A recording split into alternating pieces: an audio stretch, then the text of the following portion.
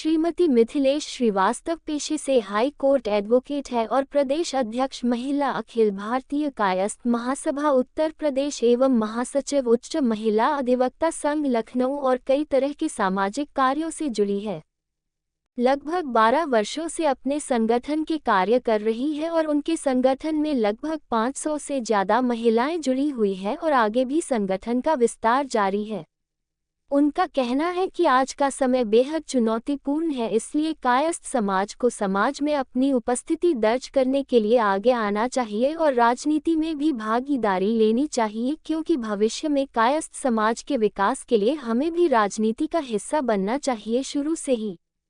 कायस्थ समाज बहुत ही साधारण रहा है। ये ना तो किसी लड़ाई झगड़ा और ना ही किसी प्रकार की मनमानी करना नहीं जानता। शुरू से ही अपने कामकाज पर ध्यान देने वाला यह समाज अब राजनीति के क्षेत्र में काफी पीछे रह गया है। मैडम, पहले तो अपना नाम बता दीजिए और अपना पद बता दीजिए। मैं मिथिलेश श्रीवास्तव एडवोकेट हूँ। हाई कोर्ट में मैं रेगुलर की प्रैक्टिशनर हूँ और महिला अधिवक्ता संघ उच्च न्यायालय की मैं महासचिव भी हूँ। ठीक है। ये उन महिलाओं के लिए किस तरह से काम करना चाह रही है जिनकी सुनवाई नहीं होती है? देखिए, मैं तो एक्चुअली निकली हूँ, मैं यही सोच करके कानून से रिलेटेड तो सारी महिलाओं को मैं समस्याओं का समाधान करने में सक्षम हूँ और मैं चाहती हूँ, मैं इसी उद्देश्य से, मेरा उद्देश्य ही यही है कि जो महिलाएं समाज में एक्चुअल में पीड़ित है, जो महिलाएं समाज में एक्चुअल में पीड़ित है और मुकदमे चल रहे हैं, उसके डेट पे डेट मिल रहे हैं, एक्चुअली वो महिलाएं अगर मुझसे मिले तो मैं उनको एक सुझाव दूंगी अपना और फ्री सलाह दूंगी कि मतलब उसको, क्योंकि बहुत सारी महिलाएं ऐसे होती हैं कि उनको पैसे की भी तकलीफ होती है, वो मुकदमा लड़ने में भी सक्षम नहीं होती हैं। तो मैं उनको ऐसा सलाह देना चाहती हूँ कि मुकदमे लड़ने से भी बचे और जीवन को सुचारू रूप से अपने चला सके और अपने बच्चे के लिए और अपने लिए, अगर हस्बैंड से लड़ाई है तो जाहिर सी है बच्चा होगा उनके पास या खुद होंगी, तो कम से कम अपना और अपने बच्चे का तो जीवन को सुरक्षित बना सके और समाज में एक अच्छा जीवन जी सके। तो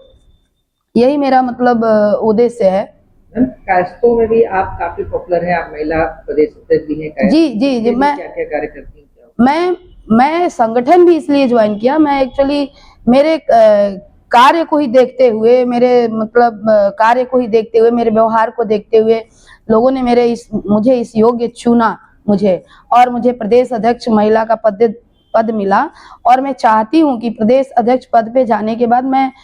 खुद बहुत कोशिश भी करती हूँ कि मैं हर तरीके से सामाजिक महिलाओं को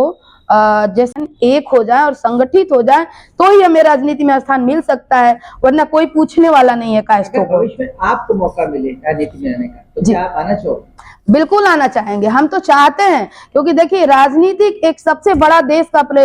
मतलब विश्व का, देश का, समाज का, संस्कार का, किसी भी धर्म का एक ऐसा प्लेटफॉर्म है कि मान लीजिए हम समाज सेवा के लिए निकले हैं, हम समाज सेवा के लिए निकले हैं, लेकिन निकलने से तो मेरा कुछ नहीं होगा ना जब तक हम मंच पे ना आए, जब तक हम उस योग्य ना हो। मान लीजिए हम आज से बात कर रहे हैं कि हम ये करना चाहते हैं, लेकिन हमें वो मंच ही ना मिले, तो मंच नहीं मिलेगा, हम कैसे आप तक पहुंच जाएंगे, कैसे आपकी सेवा कर पाएंगे, कैसे आपकी समस्याओं को समझेंगे। तो मुझे तो अगर राजनीति में आने का मौका अगर मिलेगा तो मैं तो ये बताना चाहती हूँ, मैं आज ही शुरुआत करना चाहती हूँ, मैं ये देश को, समाज को, महिलाओं को, पुरुषों को ये संदेश देना चाहती हूँ कि मैं एक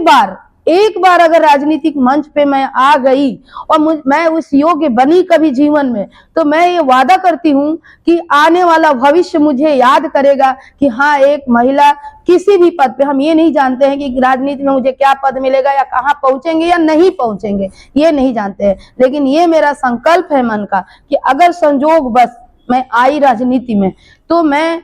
बताऊंगी कि हाँ, समाज के साथ कैसे व्यवहार किया जाता है और समाज को कैसे अग्रसर किया जाता है, समाज को कैसे आगे किया जाता है, समाज के पीड़ित महिलाओं की कैसे मदद की जाती है, ये मैं करने के लिए रेडी हूँ।